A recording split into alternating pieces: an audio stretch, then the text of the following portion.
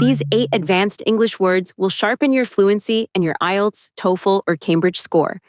And you won't just memorize them.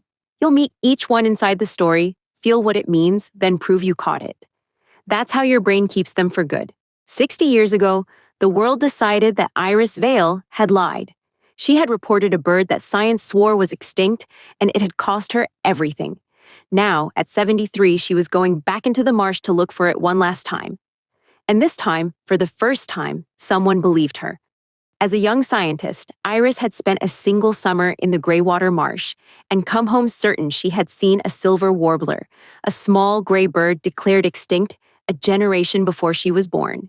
She had no photo and no feather, only her careful, exact notes. The experts ridiculed her. They said a tired girl had seen a common bird and dreamed the rest. Ridiculed out of her field, she had spent 50 years in quiet exile. Then a letter came. A young researcher named Sam had found Iris's old field notes deep in a university archive, read her precise account, and become convinced she had been telling the truth. "No one inventing a bird," he wrote to her, "troubles to record the exact shape of its song and the pale ring around its eye." He had only one question for her. Would she take him back into the marsh, to the exact place she swore she had seen it? The Greywater Marsh was vast and secluded, 1,000 acres of reed and slow water that almost no one ever entered. It was utterly pristine. No roads, no paths, no sign that a single human had touched it in a lifetime. Beneath the green canopy of the tallest reeds, the still water mirrored the open sky. For 3 days, they waded deeper in. The marsh teemed with life. Frogs, insects, herons rising on slow gray wings. A place so rich and so secluded that it seemed to belong to an older age of the world. But of the silver warbler there was no sign, and the old fear began to creep back into Iris, that perhaps she really had imagined it all. On the 4th dawn, exhausted, she almost turned back. Then, from somewhere deep in the reeds, came a song she had not heard in 60 years. Her heart stopped. For one fleeting second, a small gray bird flitted across a gap in the reeds and was gone, a glimpse so fleeting that Sam, a step behind her, had missed it entirely. "There," she breathed. "It's there." They froze and waited and hardly dared to breathe. And then the bird came back. It landed on a reed and perched there in the open, close enough to see every feather, the silver throat, the dark and shining eye. Exactly as Iris had drawn it 60 years before. It perched in the morning light and sang, while Sam's camera clicked again and again. But it was not alone. As they watched, a second bird answered from the reeds, and then a third. And there, on a low stem beneath the canopy, sat a young fledgling, barely able to fly, begging to be fed. The silver warbler was not one last ghost clinging to life. It was a breeding family. The marsh held fledglings. The species was alive and quietly raising its young in the one place the whole world had forgotten to look. The photos went around the world. The silver warbler, extinct for 60 years, was alive, and the tired girl who had once seen it had been right all along. But Iris, standing knee-deep in the pristine water, she had been ridiculed for loving, found that she no longer needed the world's apology. The bird had survived for the very reason no one had believed her. The marsh was so secluded, so hard to reach, that no one had ever gone in to prove her right. And so no one had ever disturbed the birds that lived there. Iris watched the small fledgling stretch and test its untried wings, and she thought of the 50 silent years behind her.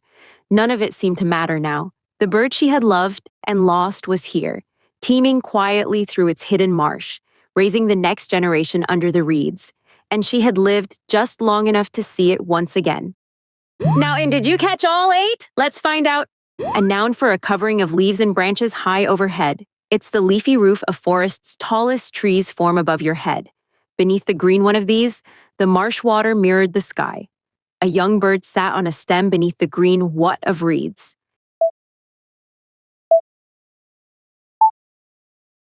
The word is canopy. Sunlight broke through the thick green canopy of the rainforest. A verb meaning to sit or rest on a high, narrow place, as a bird does. It's what a sparrow does when it settles on a thin wire or twig. The silver warbler did this on a reed, out in the open, and sang. It landed on a reed and did what? Settled on it. There in the morning light singing.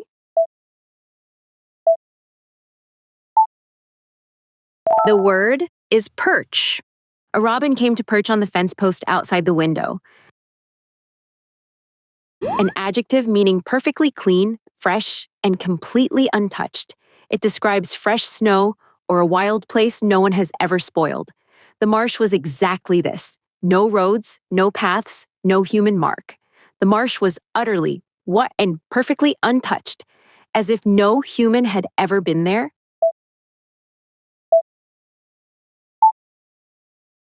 The word is pristine. The mountain lake was pristine, its water clear right to the bottom. A verb meaning to be full of and swarming with living things. It's what a healthy rock pool does, crowded with darting life. The marsh did this with frogs, insects, and rising herons. The marsh did what? Swarmed, wiped out. With life, rich and wild in every direction.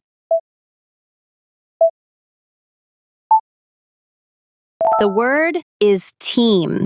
In spring, the riverbank teems with frogs, birds, and insects.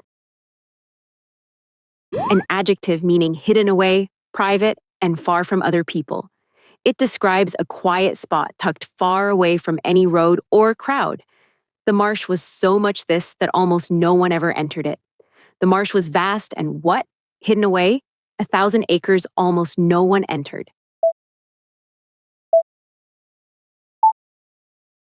The word is secluded.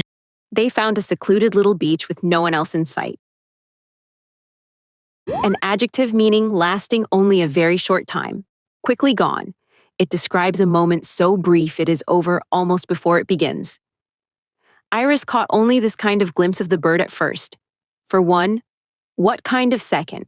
Lasting barely an instant, the gray bird crossed a gap and vanished.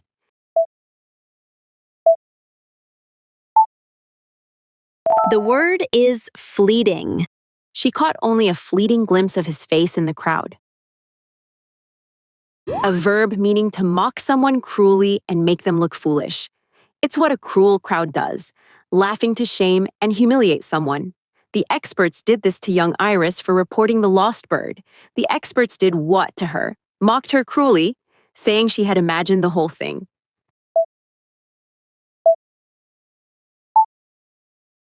The word is ridicule. It is unkind to ridicule someone for asking an honest question. A noun for a young bird that has just grown the feathers to fly. It's the not quite grown chick still begging its parents for food.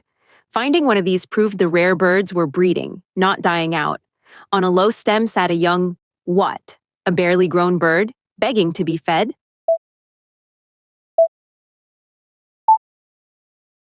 The word is fledgling. The fledgling flapped its small wings, but could not yet leave the nest. Quick recap. How many do you still remember? Canopy. Perch. Pristine. Teem. Secluded. Fleeting.